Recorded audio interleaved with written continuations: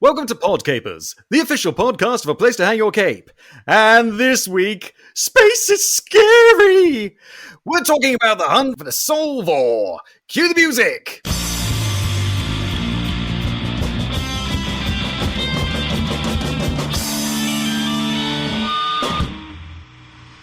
Hello there, Capers, and as I said, welcome to Podcapers, the official podcast of A Place to Hang Your Cape. My name's Scott James Merridew, and this is a show where we talk about various geek and nerd-related topics, and I'm joined each week by a very special different guest. This week, we've got two special guests for the price of one. Give it up, Capers, for Grant DeArmitt and Lane Lloyd! How are you guys? Hi there! Oh, shit. Well, I didn't mean to cut into that. we rehearsed that for hours, too. And I messed it up for you. That's my fault.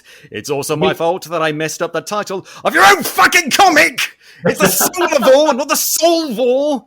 Because whenever I think the sun, I think soul, as in like the solar system, not necessarily solar.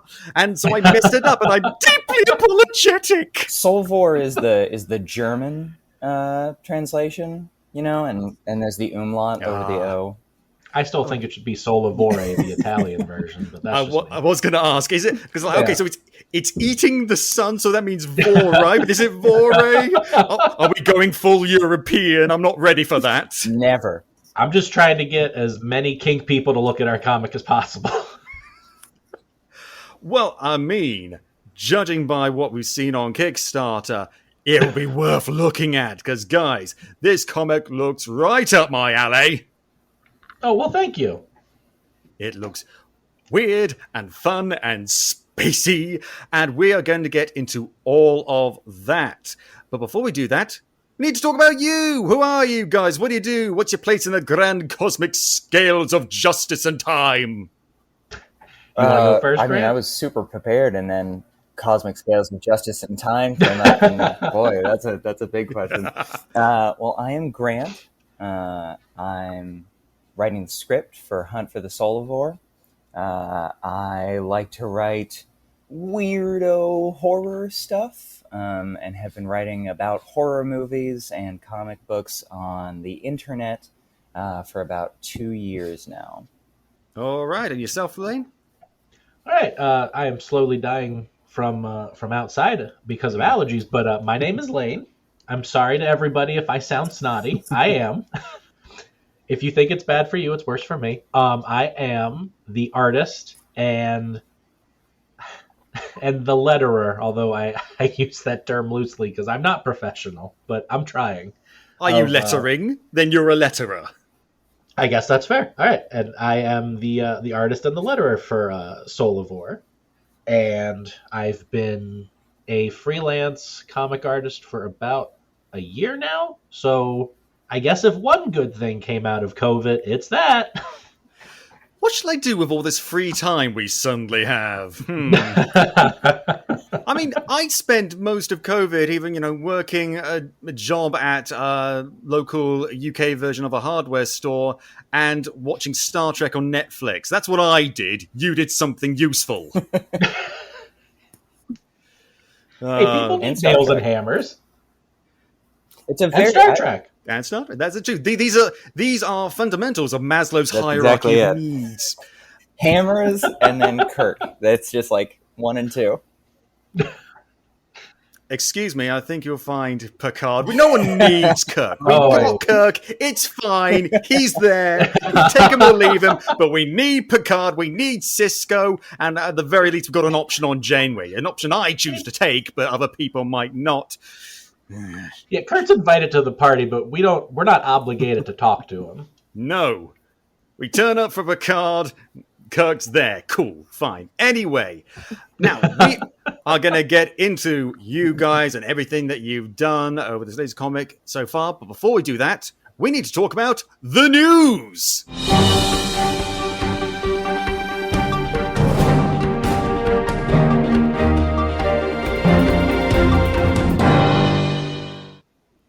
So, bit of a weird news this week.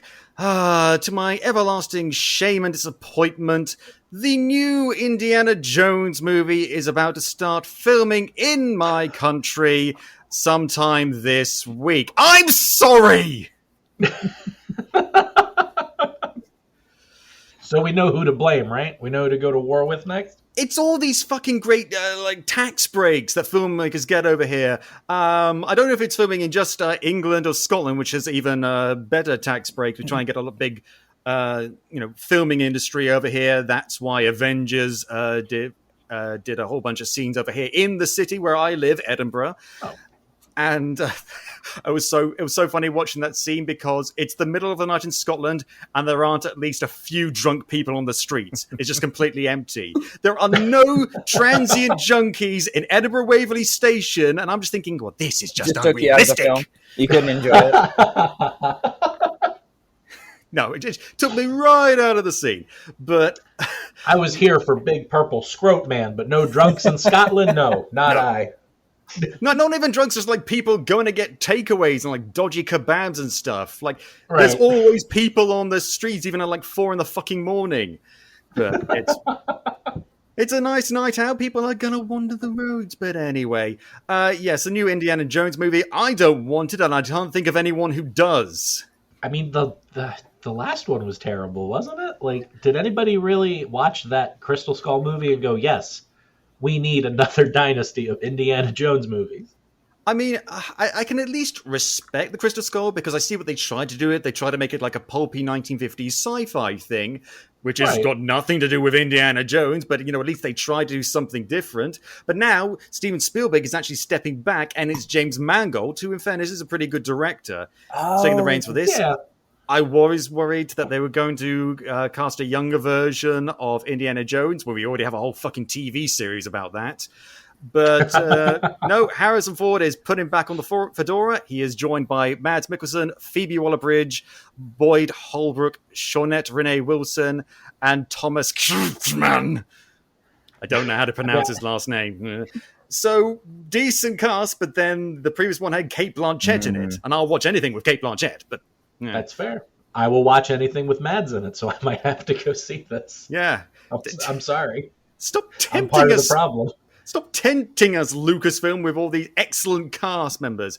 You would think Mads Mikkelsen after Rogue One was just like, maybe take a step back. But I get the sense with Mads Mikkelsen, he's got like the Samuel L. Jackson vibe. Like, he'll do anything if it's fun enough. Oh yeah, he is definitely the script doesn't suck. I guess I'm in kind of actor. Yeah. And God bless him. He Always. gives 100% every time he goes, no matter what he's in. Yeah. Cannibal, I'm in. Weird Sarmatian night guy with a falcon, I'm in.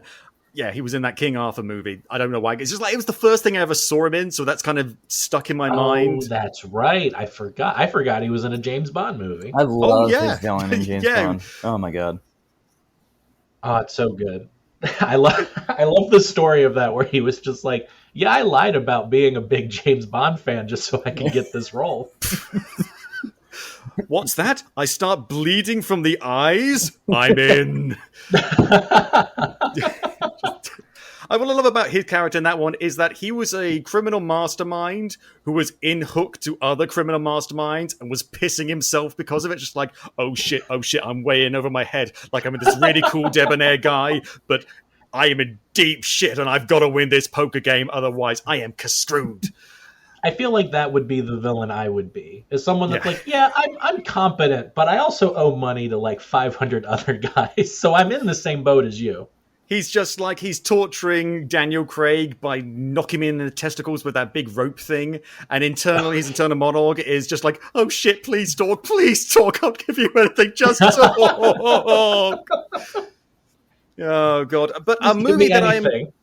a movie I'm more happy to hear about, filming wise, is Thor: Love and Thunder has finished filming. Taika Waititi posted a lovely photo of himself and a really veiny and jacked Oh boy. Chris Hemsworth. Let me tell you, if you didn't think you were gay then, just look at that picture. At least that was my experience. That's a litmus test right fucking there. I mean, as a heterosexual, demisexual man, I can look at that and think art appreciation, but I know other people who would be way more into it. I mean, I'm more concerned about what Taika Waititi's wearing. Ooh, he's got little first shoulders. Ooh, what's going on there? Sadly, however, this news has been somewhat overshadowed by Taika Waititi and the rather candid picture of himself, Rita Ora, and Tessa Thompson in flagrante. Oh, what? Oh no, the horror. So, God, have you not heard about this? So the picture was released, several pictures released, and I'm always love to talk about them because it's paparazzi pictures, and I don't like that.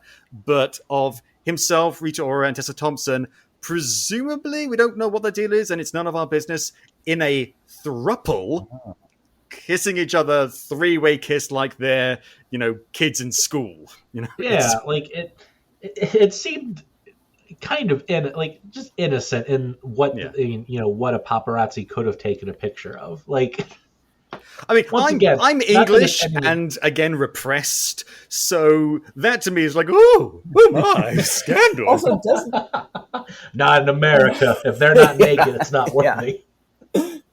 Well, but this is the thing. I think this is a weird culture thing between Americans and British. Like, Britain will go like, oh, what's going on there? But will pay attention. Whereas I think Americans, broadly speaking, are sort of like, ooh, look the other way and try not to comment. Am I wrong in that? No, it depends, but yeah, you're not when we're on the internet.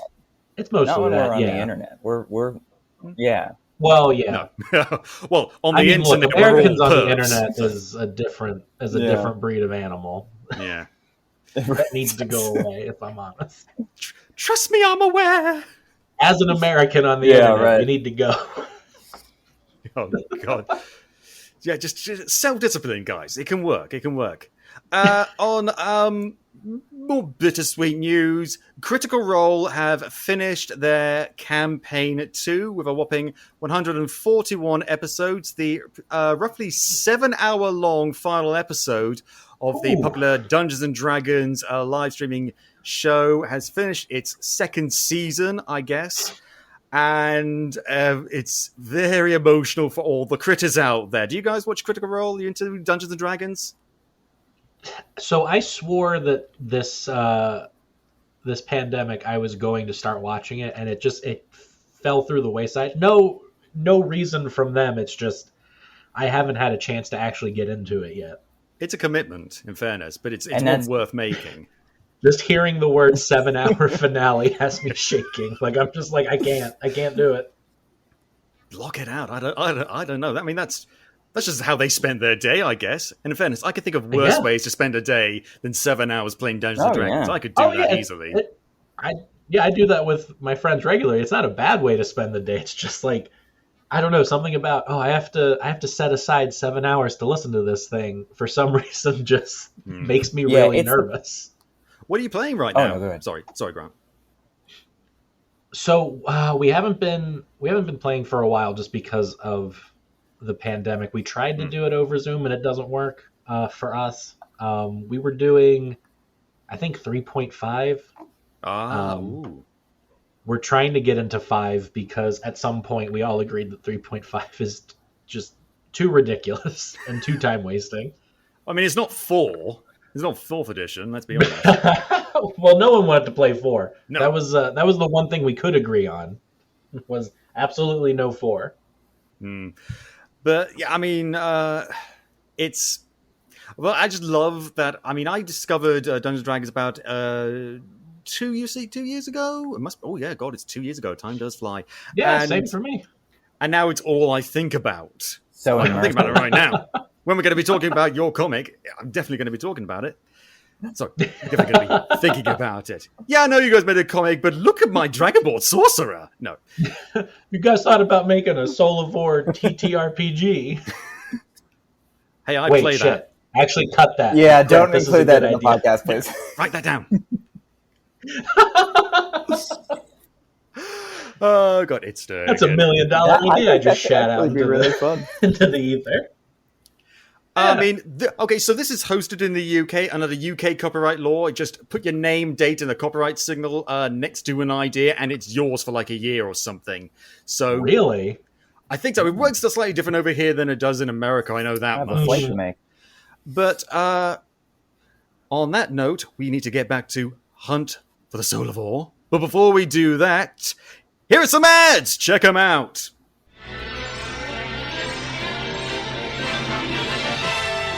And now we're pleased to bring you our feature presentation. Finally, we're going to talk about this fucking comic! I have not heard that soundbite in 10 years, and just like memories came rushing back. It took me back. You remember those old Yeah. VHSs you'd watch of like fucking Yeah. Disney movies, and they Yeah. just show the trailers, and now here's the thing: we don't use the phrase feature presentation over here in the UK, but we had them on the VHSs. And I was like, "What are you presenting? The film? Okay, I just want to watch Goofy movie. Why are you dressing up? I'm not fancy." Because this is an experience. The Goofy movie That's is an true. experience. That's cultured. Sir. Yeah, that's a cultured choice. As one of the few Disney movies I can stand, I agree with you. But anyway, Hunt for the Solavore, in so many words, what's it about?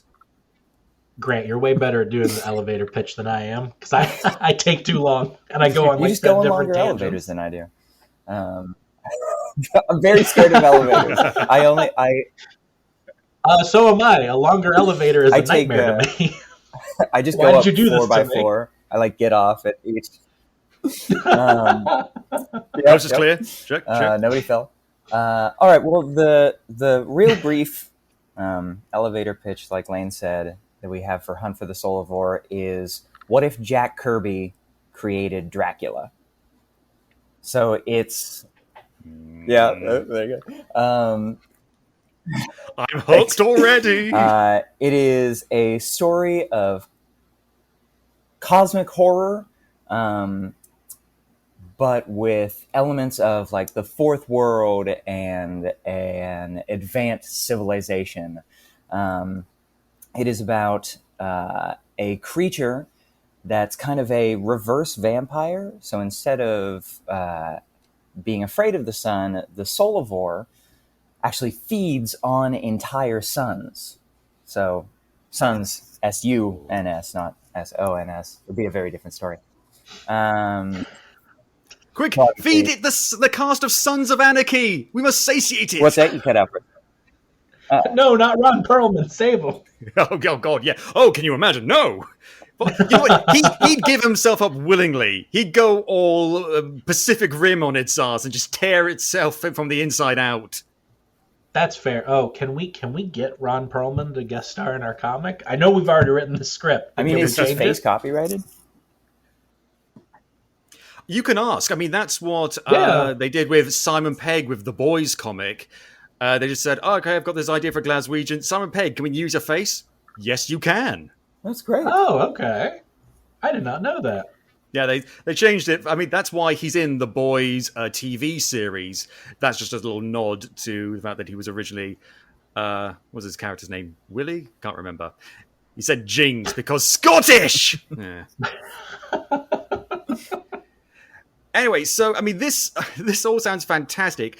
And, I mean, because I have a respect from a distance for cosmic horror, the sort of Lovecraftian, heavy metal type stuff. Because, I mean, space is as close to real, genuine Lovecraftian horror as we're ever going to get in the real world. Like, 'cause the sun, our own sun, is basically an eldritch abomination. You know, the only reason why it's not scaring the piss out of us on a daily rate is because there's no sound in space and we can't hear this giant gas orb burning millions of miles away. Oh, boy, that's when you put it like that. Yeah, Solavore's the good guy. We don't even need space vampires. Jesus. I mean, because that's the thing. I think sci-fi in general is split, broadly speaking, between space is fun and space is scary. Ooh. Yeah. Yeah, I can see that. Yeah. And sometimes they delve, like we mentioned Star Trek earlier. I think Star Trek sort of dips in and out of that because the one thing, ooh, look at all these wonderful planets and cultures to explore. On the other hand, okay, so it's every other week that we're going to run into some sort of spatial anomaly that's going to fuck all of our shit up. What's going to happen this week? Right. Oh, it devolved half the crew. Well, that's just great. Why doesn't it happen to other ships? Why is it just us? Is it because we're the biggest? What's going on here? This is unfair. I demand to speak to a Starfleet Union ambassador. I mean, just think about all of the horrible things that have happened to Star Trek fleets that we don't know about. Oh, yeah. That's the Enterprise just keeps on surviving. That's it. Right. That's the only thing. Like, they're the only ones that are like, damn, whatever created the Star Trek universe is just like, holy shit, we've thrown everything at them and they keep coming back. I mean, if John Delancey can't beat them, what can? None of us.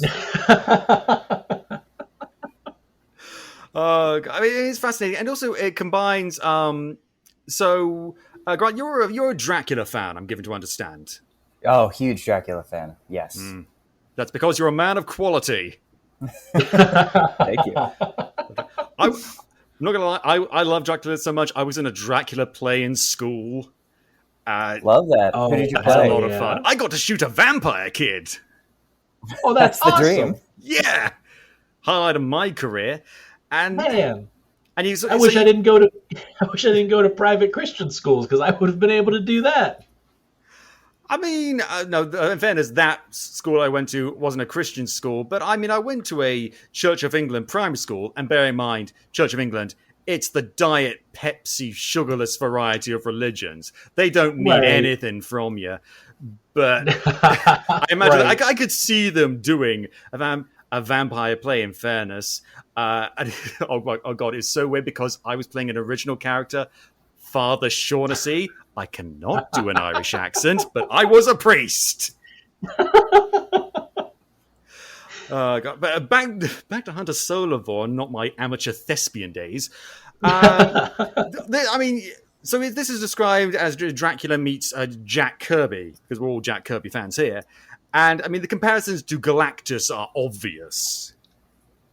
Oh yeah, I don't know if that was intentional, but yeah, I can see that. I, for one, am just a big fan of creature eats entire solar bodies. Yeah, just like as we would, tuck into a plate of spag bowl, they tuck into a nebula or a quasar. What are quasars? Exactly. I don't know. I'm not an astronomer. This is why I fear space, because I don't understand it. Full disclosure, none of us are astronauts. Okay. I know Grant and I seem like we know a thing or two about space travel, but we don't. Well, I mean, this is, it seems to me at least, very much a space fantasy. Because just looking by the artwork alone, what this reminded me of, it seemed to me like a combination of space Beowulf and sort of like a grittier, more action-packed Asterix, if that makes any sense. Okay, yeah. I think we talked about Beowulf. Yeah. Somebody, who was that? We were talking to somebody, and they said this reminds me of Beowulf. I mean, I'm terrible at names, so don't ask me. It's just I because forget my own name. Whenever I see, a bunch of, bearded Viking-looking motherfuckers going to kill a monster, I immediately think, well, that's the thing I learned about in English class. Yeah. Sure. Yeah. Hey, that makes sense. Yeah. I mean, we love that people are seeing it that way. That's great. Yes, I personally go outside and say, hey, forget Beowulf. Throw that old book in the trash. We've got it out of here. That's Get it out of here. Grandma's We got the Old better Norse one. epic poem. Wait, so- Old English, not Old Norse. I'm sorry, historical linguists. Oh no, the comments. Oh God, can you imagine? Actually, it's not Middle English, it's not Old Norse, it's Old English. It's one of the old offsets of the Brythonic language. No one cares, nerd. This was like, I don't remember if it was, I don't think it was a Kickstarter comment, so I don't feel bad about bringing this up. I feel like it was a Twitter thing where... I don't feel bad about bringing up Twitter.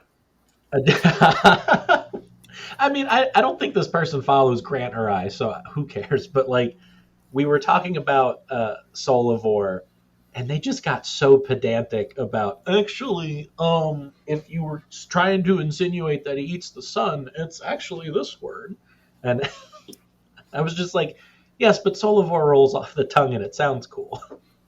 Yeah, Solavore is like, it's too many R's. Oh, that's Harder what to he was say. trying. It was like Soul Arvor. Yeah, Like, Solavore. yeah. So, because if you say it like normally, even with the R, it just sounds like Solavore. So just do whatever. It's fantasy. You can do whatever the fuck you want. We're Right, not yeah. J.R.R. Tolkien up in this mother. This is why I don't answer those comments, because at some point it just evolves to me yelling, "It's made up. Who cares?" Right, exactly. We don't need 100% linguistic accuracy from the creator of God Puncher. Speaking of which, God Puncher, talk me about through that. Because I can't believe I've not read a comic that's called God Puncher. That is missing from my life. I can send you a PDF if you want. I'll take it. So I feel the slightly joking, slightly true origin story is that at some point I got very upset at the knowledge that DC would never let me do an Arms Fall Off Boy comic. So I decided. Another Arm Fall Off by fan. I found him. Yes. Oh my god. My brother. No one knows about him. Everyone needs to know about him. He's the greatest. His arm goes plop. What else do you need?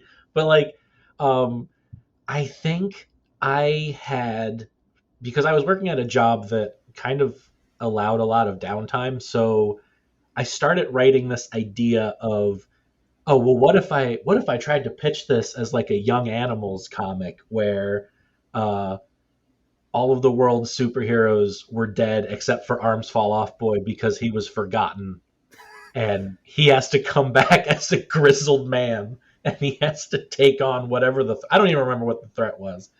In the age of the apocalypse, all arms fall off. But so at some point I was putting so much work into it that I was just like, I should make this my own thing, because I don't want to put too much effort into this thing that DC was just going to go, are you kidding me? You come here with an Arms Fall Off Boy comic? And this was It's also not right the around weirdest thing DC would have done, if I'm being fair. I mean, that is fair, but also this was around the time that I think Young Animals was going under.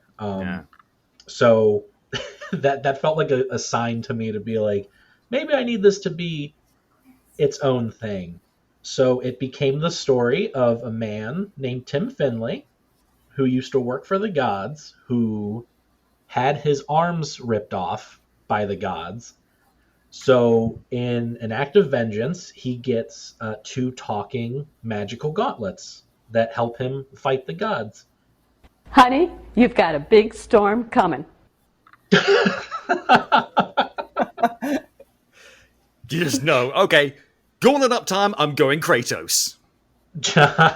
Pretty much. God of War is somewhat of a inspiration in that. Just in, I would like to think Tim is a bit more friendly and welcoming and kind of stupid than Kratos. Kratos is like, oh, I'm just a force of nature.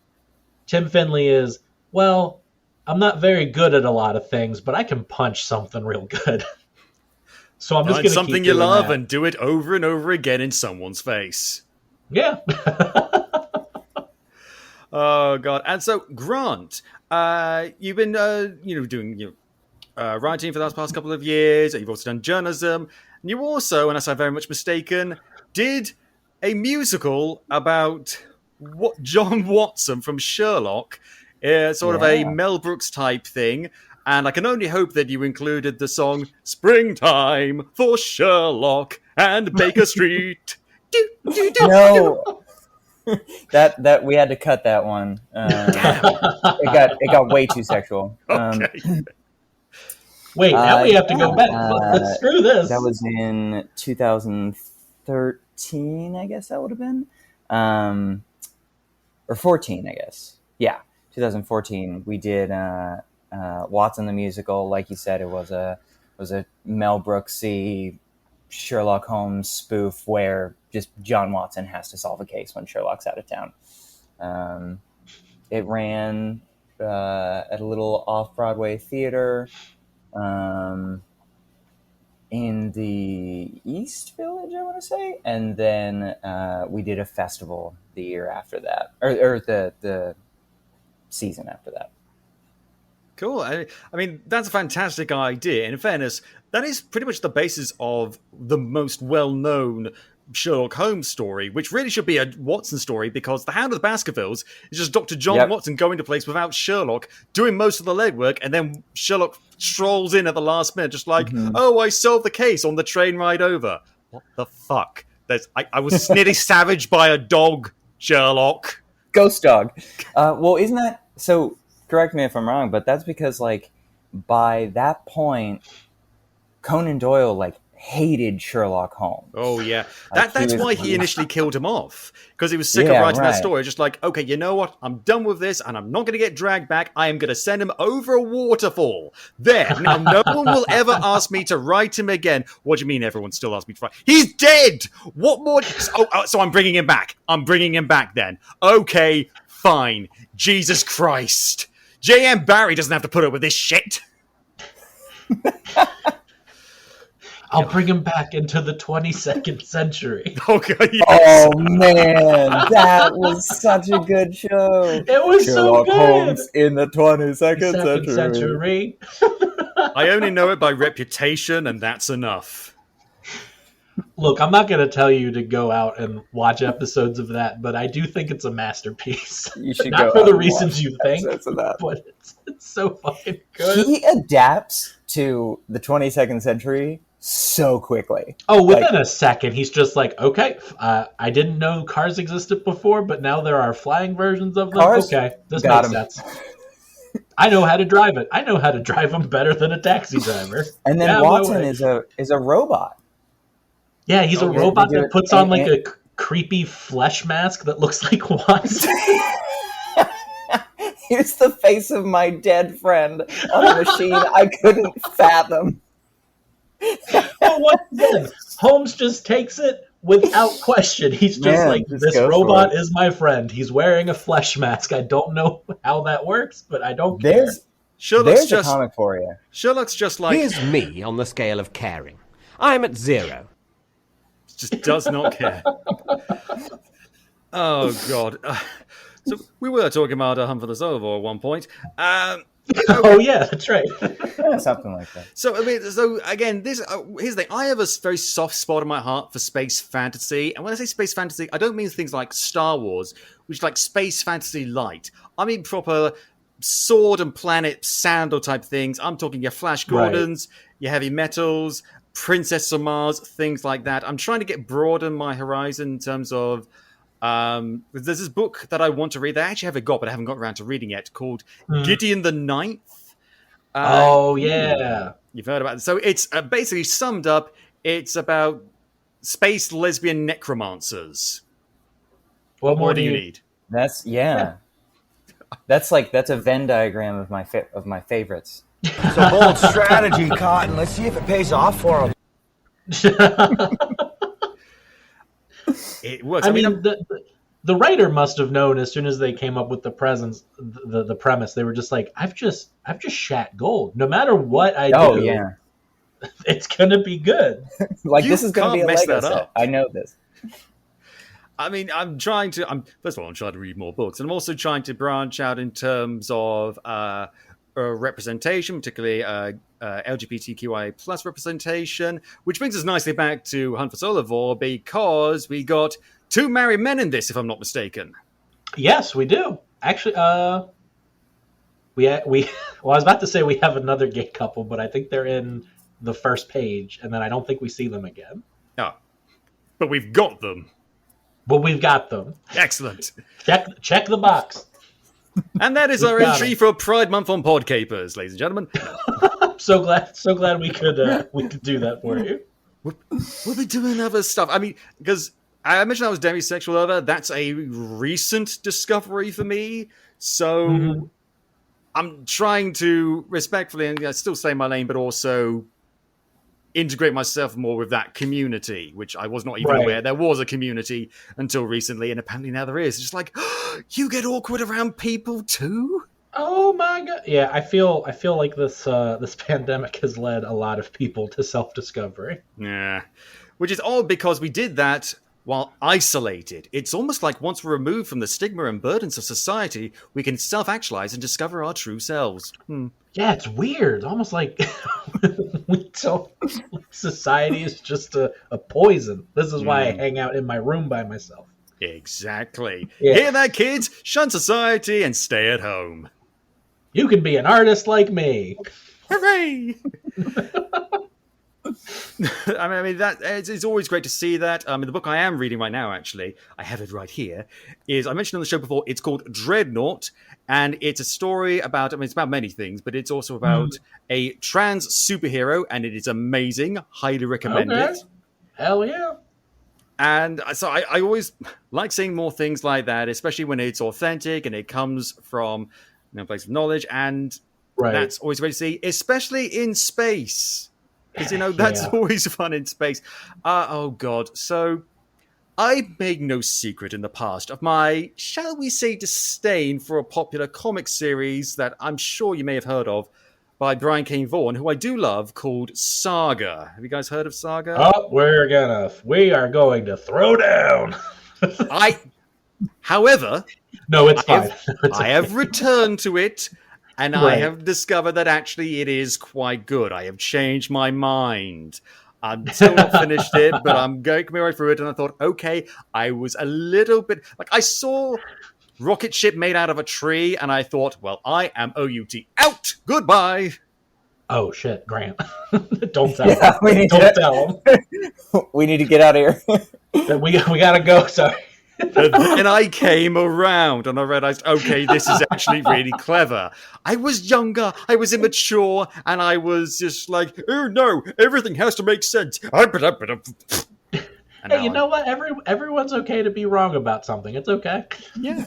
I mean, obviously, this is my first time, but This is the only time I've been wrong about something. I can be arrogant and magnanimous at the same time. That's just how great I am. Oh, God. So, going back for Solavore. So, how exactly did this come about? What was the impetus for this story? So, I think I had put out a message that was like, hey, I want to work with more writers. Because at that point, I had been doing mostly just my own thing, and that can be very stressful. So I was like, man, it would be really nice if I could work with someone who could, take on the writing aspect, because I was doing it with God Puncher, and just the idea of working solo on everything that I do is just very stressful.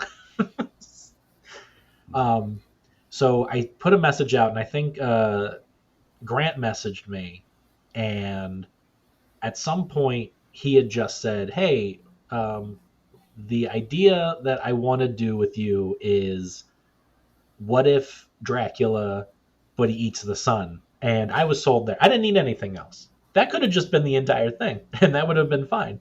I want to suck your plasma. No, not that kind, the other kind. And then we just sort of started fleshing out everything. I think we did a 5 or 6 page pitch that we had tried to send out. It did not get picked up. I think part of the reason is because that happened during the pandemic, when every comic company was like, hey, we don't know where the industry is going to be after this, so we're not taking on any new things. So Grant and I just decided, well, why don't we just do like Kickstarter? Since I had just run the God Puncher Kickstarter, I think a few months before we did the Solavore one, and that was pretty successful. So we figured, worst comes to worst, if the Kickstarter doesn't get funded, then we just, maybe try again later. But this was our one shot of like, let's see if people would like this idea and would pay for it. Yeah, I mean, it's an idea worth paying for, in fairness, because Thank you. It seems like not only is the idea interesting, I mean, I like the simple monomythic quest structure. Big monster, let's go kill it. I think that's a great, baseline for any story, and then you just build on the creativity, and you go all out in setting up a world, because you are setting up a whole universe here, correct? Yeah. Oh yeah.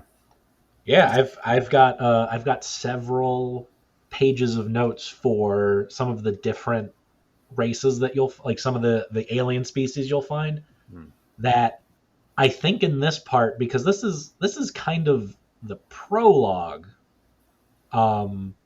because what we're putting out was supposed to be like the first 6 pages of an issue, I think, and then Grant saw that like, oh, we could actually flesh this out to a whole thing, and it doesn't just have to be like 6 pages and then we've moved on from there. So I think some of the alien species only show up in the last few pages of this, but just the amount of notes Grant has made has been amazing. So yeah, we are creating an entire universe, which is scary and daunting, which is why I'm glad that Grant's doing some of the heavy lifting. I mean, judging by the Kickstarter, it all sounds really cool and creative. Like, it puts me in mind of, I mean, the comparisons to Jack Kirby is obvious, and the whole space thing. I mean, no one did space better than Jack Kirby. But one of my favorite Marvel series for a while was Dan Slott's run on Silver Surfer, and all the crazy, kooky, alien world civilizations and designs that he came up with. And this very much puts me in mind of that. Okay. Thank you. That's a huge compliment. Yeah. Thank you. That's a great series. Fucking great series. That, if they ever do a Silver Surfer movie, that's what I want to do. I just want him flying around in space with a woman with, what was it? Was it a bee dress? Or was it she with the red and black stripe one? I can't remember. I just want that. It was the red and black. Yeah, red and black. No, it was a sister who was the bee stripe thing. Mm-hmm. I mean, it's weird for me to say that, because that very much puts me in mind of Doctor Who, and it's a little bit similar, but also, fuck it, Marvel can do it. If they can do a movie about a fucking tree and a raccoon, they can do that. But I would be okay with them doing a more Doctor Who-ish kind of movie, because it would show that they actually know how to have fun sometimes. And I think we've reached the age of Marvel movies where it's like, no fun. Well, I mean, in fairness, they just had like the last few movies they had were like, they had to be really serious. I mean, Spider-Man, Home, less so. Yeah. Black Widow's looking to be pretty serious, but then it's a Black Widow movie. If it wasn't serious, that would be weird. But I mean, when you look at things that are coming, like Multiverse of Madness, whatever it's called, the new Doctor Strange movie, directed by Sam Raimi. I'm so excited! Imagine? I'm so excited he got it.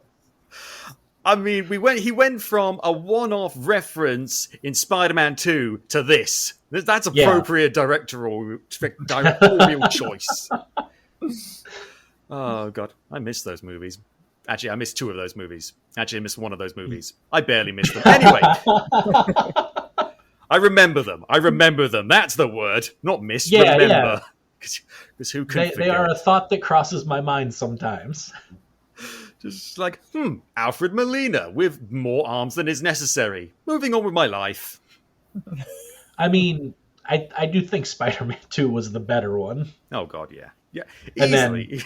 Then, I think there was another one that came after that, but I don't know. Like, I see some pictures from it, but it feels like a Mandela effect thing. Yeah. Hey, Peter Parker, I'm Venom. You're the guy from that 70s show. No, I'm Venom. You're the fucking guy from that 70s show. No, really, I tell you more as David Duke than Venom. I gotta tell you, as a fat kid going to Spider-Man 3 who was like really, really, really into Venom, I think that was the first time I've known heartbreak. It's just like, man, I remember seeing him on screen. I was just like, look at what they did to my boy.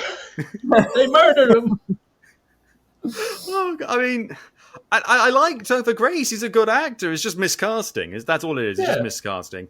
Of course, we're doing Just so so much better with overloaded. Tom Hardy. So much better. Well, I mean, I like that Venom movie for different reasons. Yeah. Like, do you look at it and go, armless, legless thing, like a toad in the wind. I can't do a great Venom, but it's okay. I love that we got the Tom Hardy, I think this is what an American sounds like accent. Hey, shut up, that's what you sound like. He did not go through Band of Brothers to be misaligned like this. That might be what we sound like. I don't know. I'm tone blind to us. After all the times, after Keanu Reeves in a Dracula movie giving that accent, you have no right to come at us with Tom Hardy. That accent is beautiful. No, I think we're still paying. Like I think England still has tariffs on us just for that. What even was that movie? It was, I mean, Grant, as a Dracula fan, back me up on this. That movie was fucking weird, right? Because they called it like Bram Stoker's Dracula. It was not. I read Bram Stoker's Dracula. I mean, it definitely it makes creative choices, but I just like that movie could step on my face and I would thank it. Oh God! Oh no, he's hot! It's just. I love why. that movie. It's Gary Oldman with the fucking hair that stretches out. And look at that cool Dracula armor.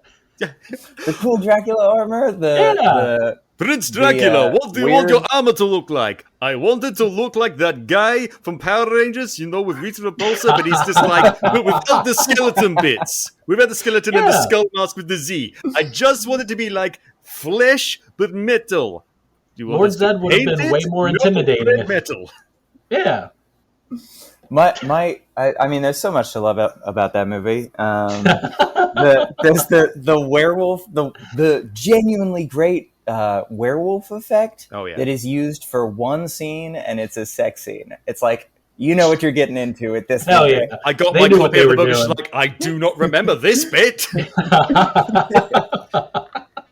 Jesus. Oh, God. Moving away from Francis Ford Coppola's wet dreams. See, no, wait, no, just quick. I imagine Grant seeing that scene, and it's the meme from Community where he's just like, I hope this doesn't awaken anything in me.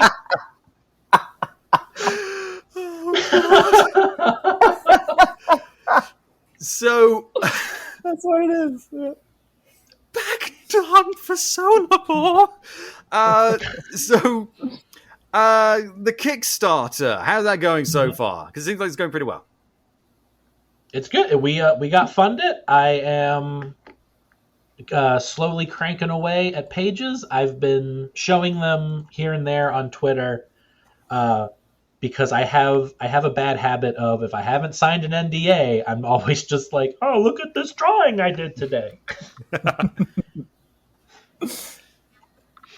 No, that's I mean, you've given us some edited for spoilers, by the way, sneak peeks into it, and they all look fantastic. What I like about it is it's my kind of art because it's expressive but also detailed. I mean, I'm not an art connoisseur, but my favorite kind of art is like one that straddles the line between being very naturalistic and also very cartoony. Because I mean, I like Asterix and I like the more down-to-earth stuff. But if it goes right in between, so we're like, oh, this can be a lot of fun, but I can also take it seriously and enjoy, space Vikings cleaving eldritch horrors in twain with their axes, I'm a happy chappy.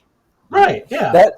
That honestly, that's my absolute favorite part of what Lane has done so far. And we talk about this all the time, but I think like Lane's art is so fascinating because it is like it is this big, wild, like, spaceships made out of trees, space vampires, Vikings and stuff.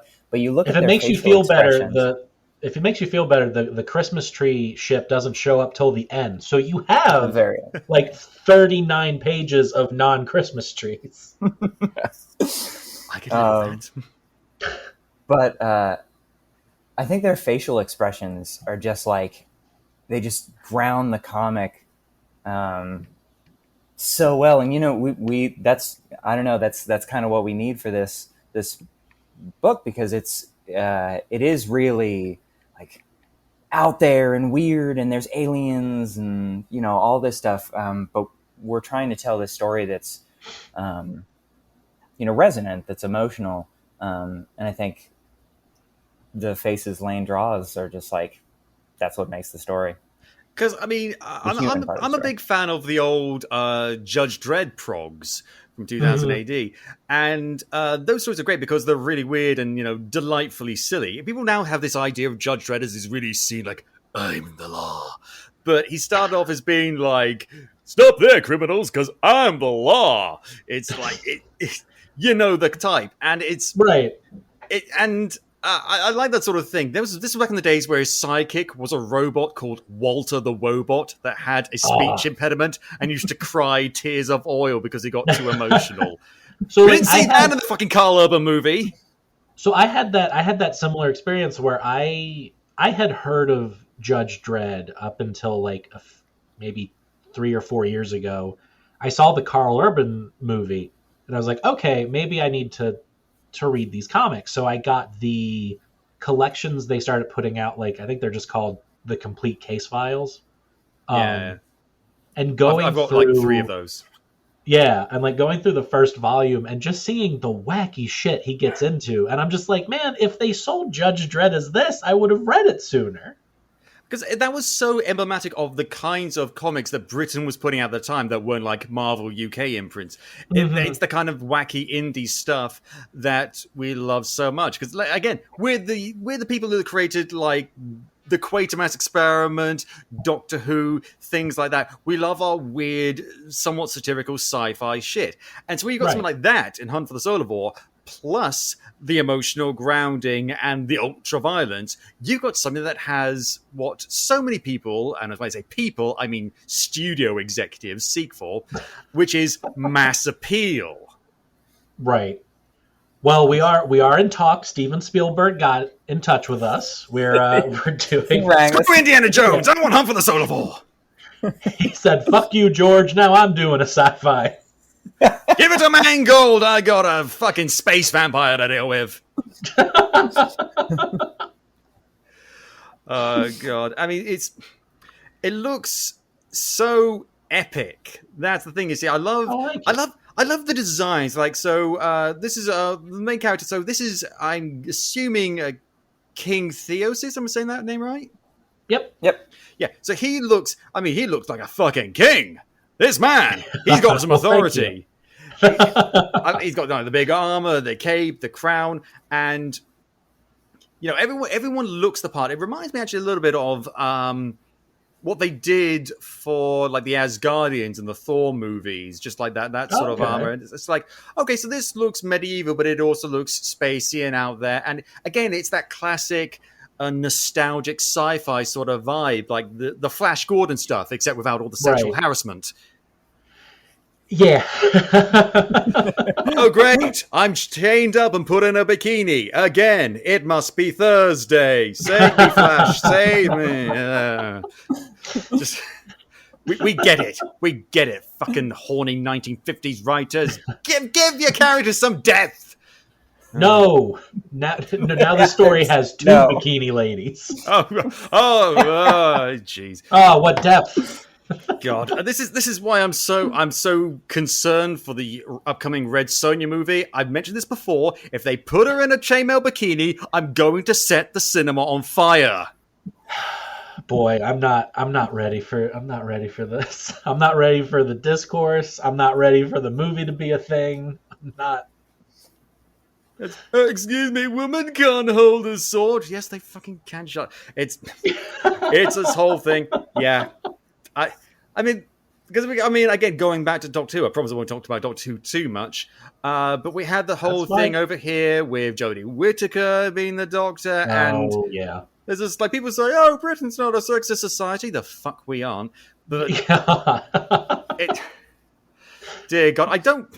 Here's the thing. I like Scotland. I love Scotland. I love Edinburgh, the city where I live. It's a fantastic place, even including the weather. But I mean, I have grown to truly despise the nation of my birth, England, with a raging passion, and part of that is for having to live there for most of quarantine. But which one? So many. Oh, God, it's a fucking nightmare over here. And frankly, I'm glad to be in a country that's just a teeny bit more sane. Bear in mind, we deep fry chocolate bars over here, so not that sane, but not that sane. But hey, it's like living in Maryland in America. It's like it's still a nightmare, but it is slightly less of a nightmare than the rest of America. Like I wake up screaming every day. I was going to say, I've been to Maryland because years and years ago my family went sailing in Chesapeake Bay, and it seemed nice apart from the fucking snakes. Yeah, we had a snake invade our home last year, and I was about to burn the whole thing down. I was like, you know what, we're good. I rent this place. It's not my problem. I'm just going to set a fire to it. I'm sorry. I dealt with the problem. There was a snake in the house, and now there is no house. Problem solved. Yeah. But yeah, like Maryland is filled with like, we're Republicans, but like we're quiet about our deep-seated hatred. So that's why it's only slightly better. Sneaky alt-righters, I don't know. Like we had a governor that went, okay, you know what? I guess we can start taking this COVID thing a little seriously. Let's close down a few things. Now that it's been a year, Well, no, like so the problem is not to go on a political thing for a little while, but like go on a political thing, no one gives a fuck.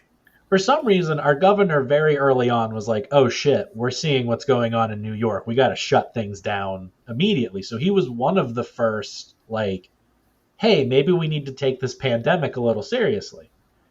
The problem is, 2 months into it, I think he got bored.